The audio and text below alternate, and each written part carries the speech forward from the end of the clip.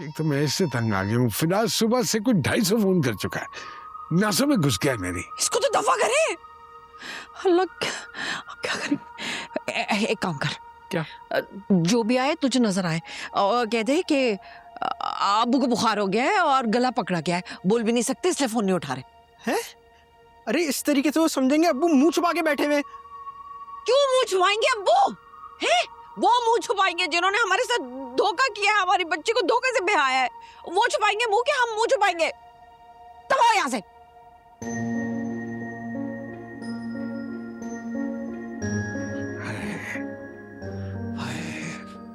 Sir दबा दूं फरासत जी?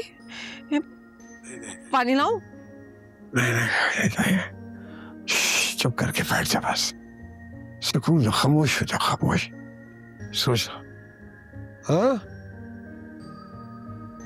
सोचने दो यार, सोचने दो।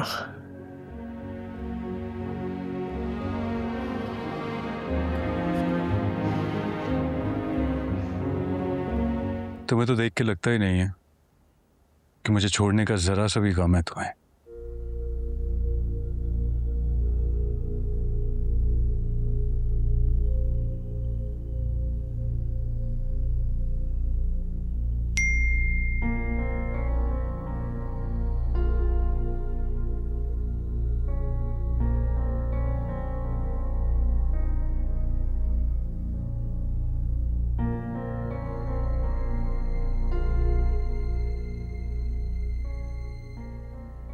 तुम्हें तो देख के लगता ही नहीं है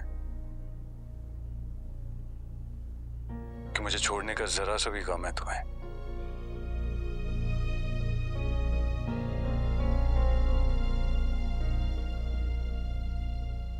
ये समझता क्या है खुद को? क्या बकवास कर रहा है?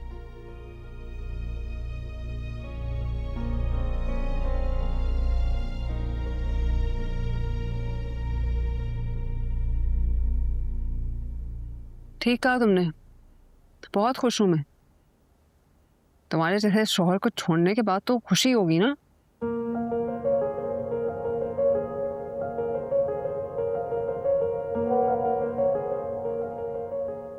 ठीक कहा तुमने, बहुत खुश हूं मैं।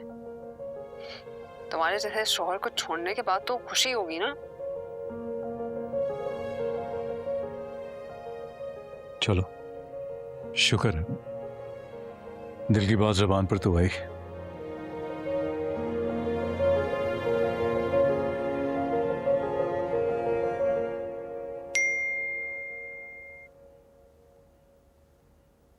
चलो, शुक्र है दिल की बात ज़बान पर तो आई।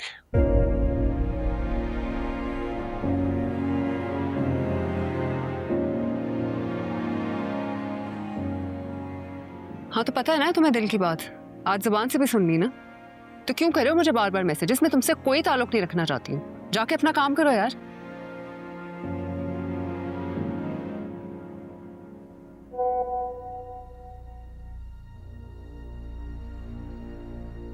हाँ तो पता है ना तुम्हें दिल की बात, आज जुबान से भी सुन ली ना, तो क्यों कर रहे हो मुझे बार बार मैसेजेस? मैं तुमसे कोई ताल्लुक नहीं रखना चाहती हूँ, जाके अपना काम करो यार।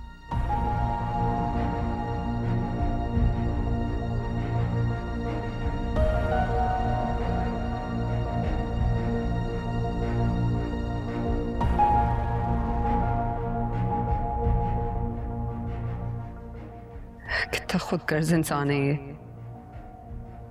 इसे जरा भी अपने किए पर शर्मिंदगी नहीं है, उल्टा अब मुझे ही कसूरवार समझकर बकवास कर रहा है।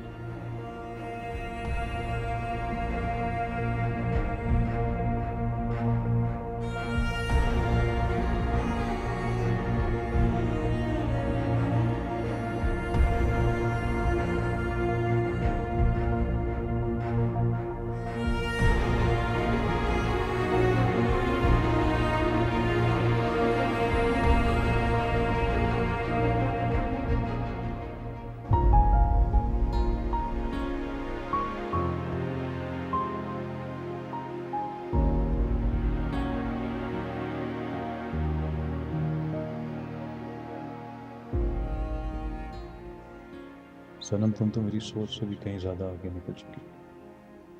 हैरत है, इतने सालों के साथ में भी मैं तुम्हें पहचान नहीं पाया। शायद तुम मेरी मोहब्बत के काबिल थी ही नहीं।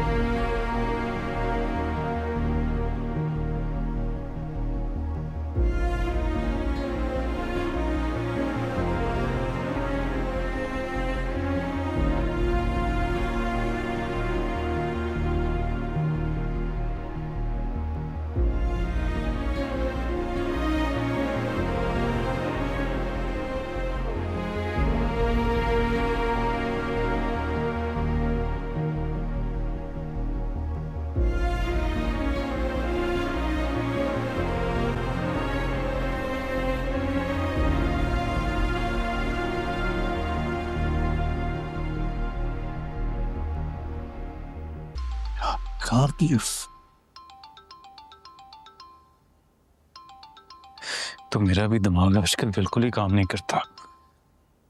समझाने ये मुझे क्यों कॉल कर रहे हैं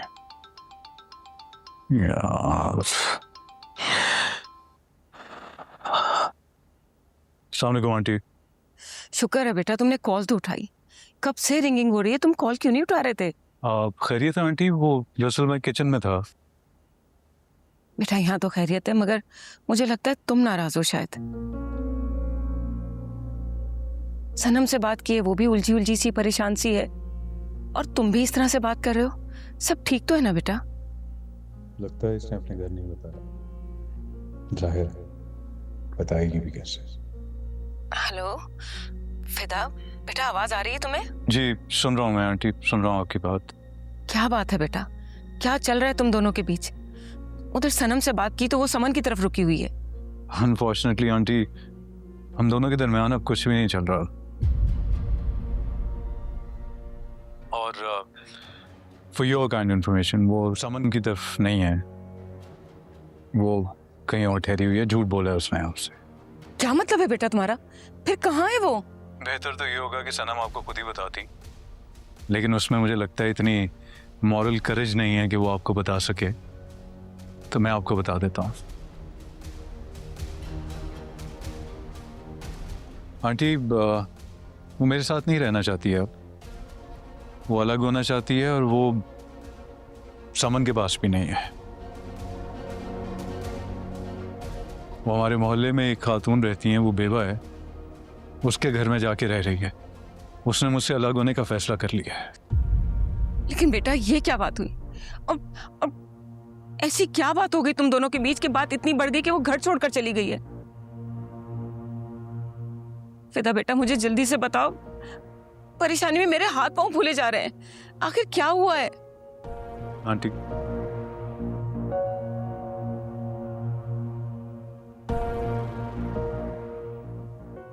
आपकी बेटी का मुझसे दिल भर गया आंटी।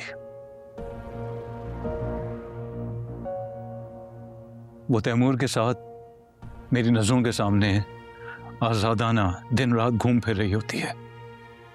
इस बात से क्या मतलब निकालेंगी आप? फिदा बेटा ये तुम कैसी बातें कर रहे हो? तैमूर तो सनम का दोस्त है, और तुम लोगों के लिए नई बात तो नहीं है। ये कैसी अजीब सी बात कर दी? कुछ अंदाजा है तुम्हें इस बात का? जी आंटी मुझे बिल्कुल अंदाजा है। मुझे तो ये बात आपसे करते हुए भी शर्म आ रही है, लेकिन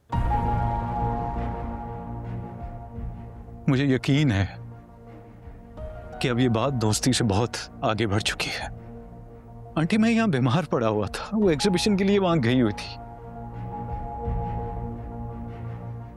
उसे अपना डिले कर लिया स्टे, मेरी मूवमेंट रिस्ट्रिक्ट हुई थी, लेकिन उसे कोई परवाह ही नहीं थी। वो तैमूर के साथ वहां पर थी। आई एम सॉरी आंटी, ये सब कुछ मुझे आपको बताना पड़ा है। ये बातें तो उसे आपको बतानी चाहिए थी।